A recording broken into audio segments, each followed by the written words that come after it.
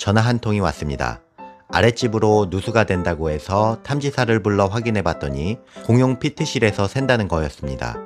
하지만 관리실에서는 그걸 인정하지 않고 윗집에서 고쳐야 한다는 주장만 되풀이하고 있어서 아랫집과 굉장히 껄끄러워졌다는 내용이었습니다.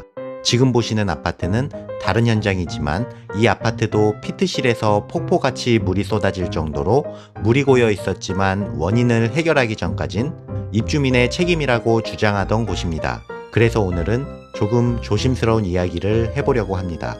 전부 그렇다는 건 아니고 현장에서 제가 겪은 일부 관리실의 이야기이며 절대 비난할 의도가 없음을 밝힙니다.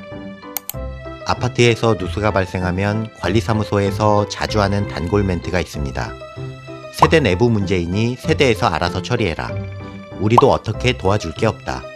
그럼 공용 부분의 문제라는 것을 증명해와라. 이런 말을 들으면 진짜 막막하고 억울합니다. 그럼 도대체 관리실은 왜 있는 거지? 라는 생각도 들고요. 저도 예전에 아파트 관리실에서 근무한 적이 있습니다. 그리고 지금은 현장에서 누수 탐지를 하고 있죠. 관리실의 입장도 알고 현장의 현실도 아는 사람으로서 어느 한쪽의 편을 들려는 게 아닌 이런 일이 발생하는 원인과 그 해결책을 알아보려고 합니다.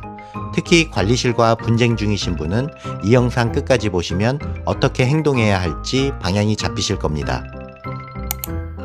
엄마가 개새끼야. 어디서 이 영상을 보면 지금도 화가 날 정도로 말도 안 되는 행태로 입주민을 기만하고 있었습니다. 댓글에서도 비슷한 상황을 겪고 있는 공감 글들이 많은 걸 보면 아주 소수의 사례는 아닌 것 같습니다. 보시면 화가 날 수도 있지만 위에 클릭하셔서 한번 보시는 것을 추천하고요. 보시는 김에 구독과 좋아요도 부탁드립니다. 먼저 관리사무소 입장을 얘기해보자면 무조건 관리사무소를 비난하기는 어렵습니다. 책임은 크고 권한은 제한적인 중간관리자 입장이다 보니 최대한 문제를 만들고 싶어 하지 않습니다. 그러니 지금 발생하고 있는 누수를 공용부의 과실로 인정하게 되면 수리비용에 피해세대 보상비용 등 공용관리비가 지출되게 됩니다. 그럼 관리소가 보상해주게 되는 선례가 만들어지고 왜 우리 집은 안 해주냐는 다른 세대와의 형평성 분쟁도 생깁니다. 예산 권한은 입주자 대표회의에 있고 욕은 관리사무소가 먹습니다.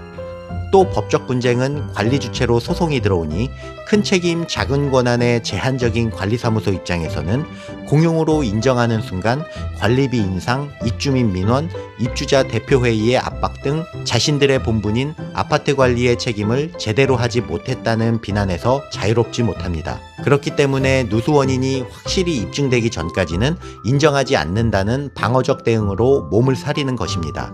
그래서 문제에 대처하는 대응의 흐름이 한번 점검해 보겠습니다. 이거 세대 책임 같은데요. 저희도 어떻게 해드릴 게 없네요. 공용부의 문제라는 걸 증명해 오면 처리해 드릴게요. 그런데 공용 부분의 문제라는 걸 입주민이 어떻게 입증하나요? 증명하는 게 가능하긴 할까요? 입주민의 입장에서 이야기해 보겠습니다. 살면서 누수를 몇 번이나 겪을까요? 평생 한 번 있을까 말까 한 누수를 맞닥뜨리면 굉장히 당황스럽습니다. 그때 생각나는 건 우리 아파트를 전문으로 관리해주는 관리사무소밖에 없습니다. 그런데 아랫집 가서 천장 한번 쓱 보고 위에서 떨어지는 물이니 윗집에서 고쳐야 한다고 책임 주체를 특정해버리니까 문제가 커지는 겁니다. 탐지사까지 불러 세대 내에 문제가 없다는 것을 증명했는데도 말이죠. 그럼 어디가 문제냐고 물어보면 그건 알아서 찾으랍니다. 이렇게 해결되는 것 없이 엇갈린 주장만 되풀이하다 결국 감정 싸움으로 번지고 누수 피해만 커져갑니다. 관리사무소는 회피하면 그만이지만 물이 떨어지는 공간에서 생활해야 하는 입주민의 고통은 이루 말할 수 없습니다. 다시 한번 말씀드리지만 제가 경험한 일부 관리실의 문제입니다. 이제 누수에 대응하는 현실적인 대응 방법을 알려드리겠습니다. 관리실에서 얘기하는 대로 공용부 문제를 증명하라고 하면 증명할 길이 없습니다. 입주민이 로프를 타고 벽면 크랙을 확인할 것도 아니고 공용 피트실에 구멍을 내서 내시경을 넣을 것도 아니니까요. 그럴 때는 이렇게 하셔야 합니다. 대화 내용을 녹음하시고 방문 날짜, 사진, 영상, 증거 확보와 누수 발생 시간, 날씨를 모두 기록해 놓으셔야 합니다. 그리고 관리사무실에 요청할 때도 구두로 하기보다는 기록에 남을 수 있는 문자나 이메일, 내용 증명이 좋습니다. 그리고 세대 내에 누수가 없다는 것을 탐지사로 하여금 철저하게 점검받으셔야 합니다.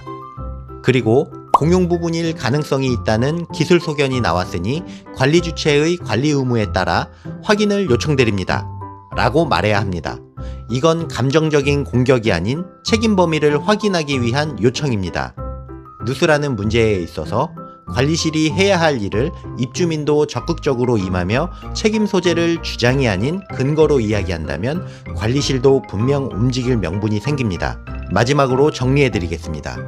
첫 번째, 감정 대신 기록. 두 번째, 주장 대신 기술 소견. 세 번째, 구두 대신 문서. 네 번째, 감정 대신 절차. 이 네 가지만 지켜도 결과는 확실히 달라질 겁니다.